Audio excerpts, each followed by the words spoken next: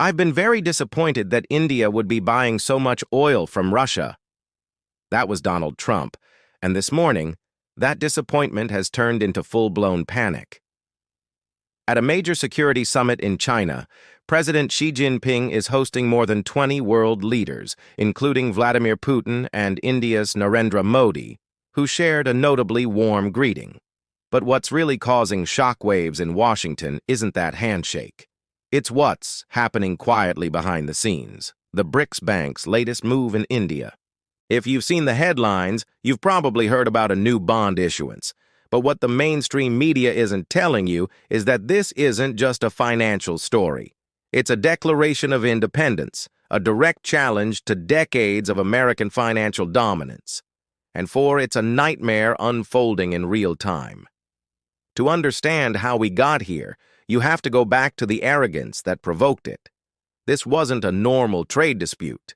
It was an act of economic coercion, engineered by Trump's White House.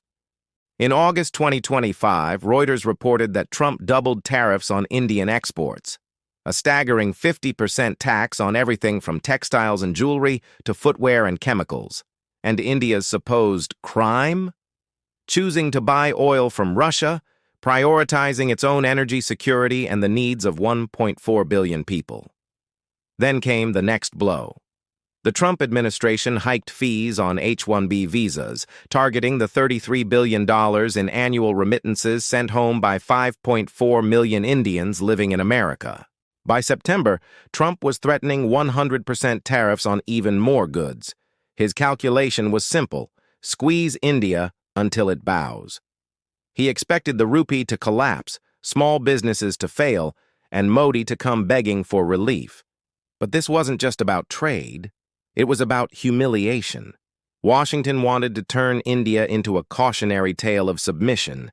The entire strategy rested on one delusion: that the US dollar was untouchable, that America's markets were indispensable, and that no country could afford to defy it. But this wasn't just arrogance. It was a catastrophic misreading of India itself. The US thought it was cornering a gazelle. Instead, it woke up a lion, and India's counterattack, subtle, brilliant, and rooted in an idea older than the republic itself, Swadeshi, or self-reliance. The same spirit that powered Gandhi's independence movement is now being used to challenge America's financial empire. Here's what happened next. The BRICS-backed New Development Bank, the NDB, announced plans to issue up to $500 million worth of bonds, but not in US dollars, in Indian rupees, on Indian soil, for Indian infrastructure.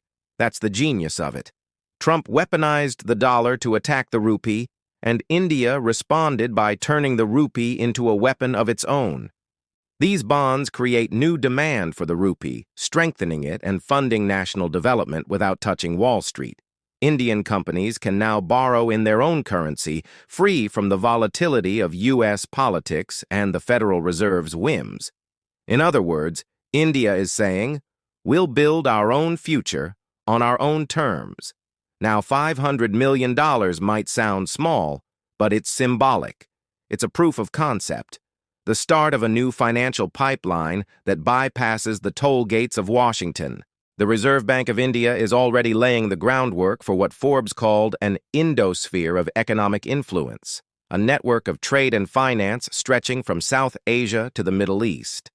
India has signed local currency trade agreements with the UAE, Russia, and Singapore. Step by step, it's creating a global rupee system. Trump threw a rock expecting a splash. India responded by draining the pond and building a dam. And this is where Trump's panic becomes clear. Because this isn't just India's story anymore. It's a global one. The spirit of Swadeshi is spreading.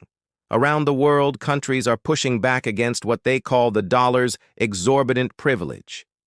Even J.P. Morgan, hardly a revolutionary institution, has warned that the world's central banks are shifting away from US Treasuries, buying record amounts of gold instead. Commodity deals, especially for oil, are increasingly being settled in Chinese yuan and Indian rupees. The Shanghai Cooperation Organization, led by China and Russia, is drafting a roadmap to move away from the dollar entirely. And then there is Saudi Arabia, the cornerstone of the petrodollar system, now openly considering selling oil to China in yuan. Each of these moves might seem small, but together they form a symphony of defiance, a global no more. The BRICS nations are building an interlocking web of financial partnerships, a safety net against Washington's sanctions. Their message is simple. If you sanction one of us, you'll have to deal with all of us. Ironically, every U.S. sanction has become the best advertisement for dollar alternatives. Trump's response? Rage. On Truth Social, he declared that any BRICS nation developing a new currency would face 100% tariffs and should wave goodbye to America. Think about that language. Require, commit, goodbye. It's the vocabulary of a kidnapper, not a statesman. He's trying to command countries that no longer fear him. Even Russia's spokesperson Dmitry Peskov put it plainly. If the U.S. uses economic force to compel dollar use, it will only accelerate de-dollarization. And he's right. American think tanks like the Peterson Institute agree. Such massive tariffs would hurt the U.S. more than anyone else, driving up inflation and slowing growth. Trump is threatening to burn down his own house to scare the neighbors. Meanwhile, the BRICS leaders, Brazil's Lula, China's Xi, Russia's Putin, India's Modi, are calmly moving forward. They're organizing summits, deepening cooperation, and ignoring the tantrums from Washington. One side shouts, the other builds. So what happens next? If the rupee bond succeeds, it could trigger a domino effect. Other development banks and emerging economies might follow suit, creating new non-dollar investment markets. The rupee could gradually rise in global standing, maybe even earning a place in the IMF's special drawing rights basket one day. Imagine this future. A Kenyan entrepreneur wants to finance a solar irrigation system. Instead of relying on dollar loans from the IMF or World Bank, she can issue rupee-denominated green bonds from Mumbai, funded by BRICS investors. South-to-South capital, no Wall Street middlemen. That's the vision of Swadeshi going global. Yes, challenges remain.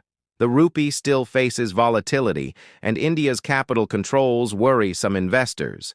But those are technical hurdles, not reasons to abandon sovereignty. The political will is there, and that's what matters most. And if Trump actually follows through with his threats, 100% tariffs, full-scale sanctions, it would only accelerate what he fears most, pushing BRICS nations to fully decouple from the dollar system and build an alternative financial world. It would be the geopolitical equivalent of America pressing the self-destruct button. Because at its core, this isn't just about economics.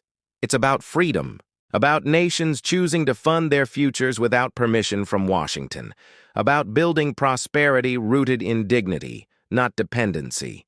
What we're witnessing is the crumbling of an old empire and the birth of a new multipolar economy. America believed every financial river must flow into its ocean. But India and the BRICS have shown that you can dig your own canals, irrigate your own fields, and build your own prosperity. This isn't just a new story. It's a turning point in economic history. The world's next chapter is being written, and its title is Self-Reliance.